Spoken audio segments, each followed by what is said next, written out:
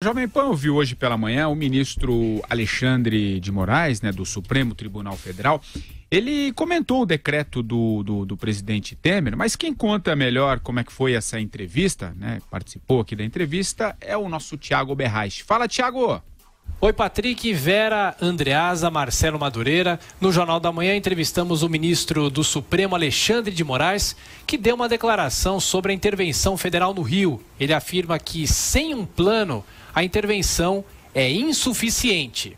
Isso se combate com inteligência, infraestrutura e dinheiro. Enquanto não houver um Fundo Nacional de Segurança real, com dinheiro aplicado para a segurança, para a inteligência e para a formação policial, nós podemos ter medidas emergenciais, mas que não vão resolver. São medidas que podem ser necessárias no momento A, B ou C, mas nós temos que trabalhar a médio e longo prazo.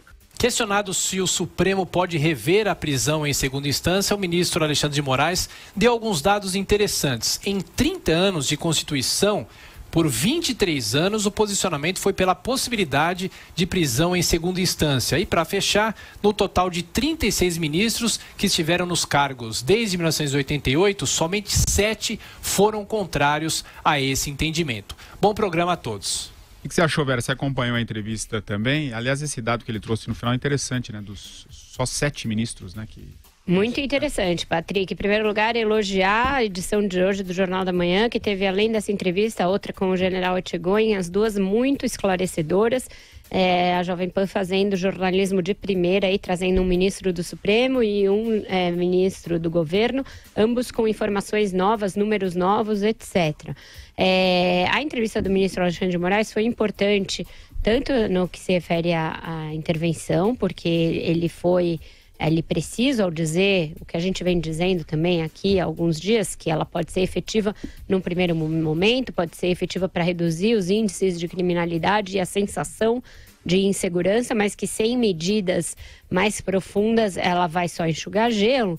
E acho que a gente tinha que discutir aqui um dado que é importante de ontem e que teria que ser aprofundado, que é algo que eu venho falando desde o ano passado, a necessidade de você cortar o elo financeiro do crime organizado.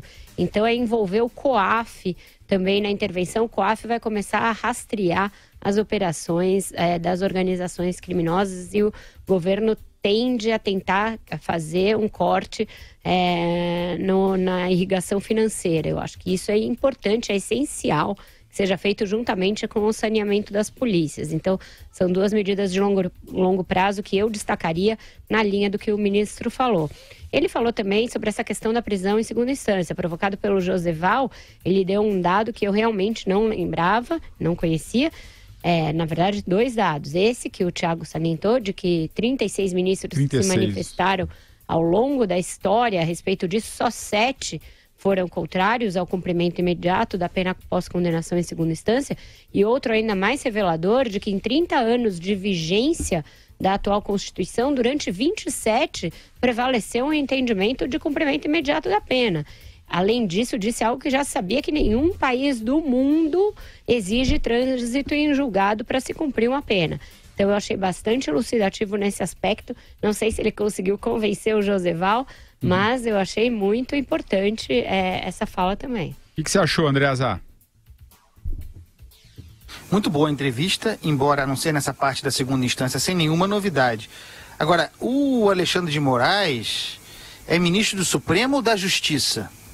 Porque nos últimos dias, e nessa entrevista também, ele passou o trator em cima do Torquato Jardim. Caiu o ministro da Justiça? Porque está esvaziadíssimo, hein? Ouvindo a entrevista do Alexandre de Moraes, ex-ministro da Justiça do governo Temer, eu fiquei pensando no papel exercido pelo atual ministro Torquato, inexistente, esvaziado. É como se não existisse. Em certo sentido político, a pasta da Justiça está tomada em parte pelo Alexandre de Moraes, em parte pelo Jungmann, pelo ministro Jungmann, que cresce muito no governo Temer.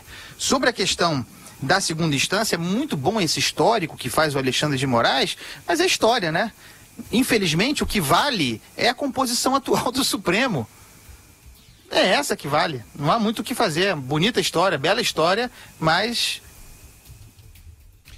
E você, Madu, o que você achou da entrevista e aí da fala do ministro Alexandre de Moraes? Pois é, infelizmente eu perdi hoje o Jornal da Manhã, eu estava em trânsito, mas esse resumo da Vera foi ótimo, né? Eu, por exemplo, desconhecia esses aspectos importantíssimos, que em lugar nenhum do mundo tem essa questão de só ir para a prisão depois de transitado em julgado, e a comparação do direito brasileiro com outros países, essa questão enfim, da necessidade de se cumprir imediatamente o veredito, né? A pena, se cumprir e não ficar procrastinando como no Brasil. Achei curioso, achei importante, esclarecedor, porque só o que não confere comigo é isso. É ótimo para a Jovem Pan, é ótimo para o ouvinte da Jovem Pan, mas é impressionante como o ministro de Supremo Tribunal Federal no Brasil fala muito, às vezes fala demais. Nesse caso até foi positivo, né? Foi bastante esclarecedor, ajudou muito o público, mas às vezes pode ser um desastre.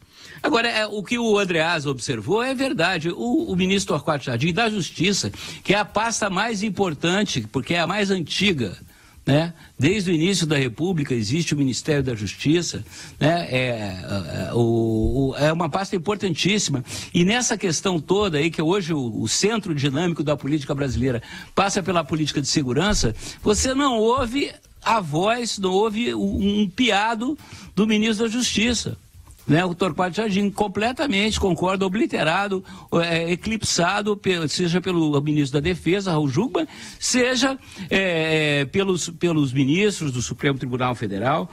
É curioso isso, né? Mas é aquela história do Brasil, as pessoas são muito apegadas aos seus carguinhos,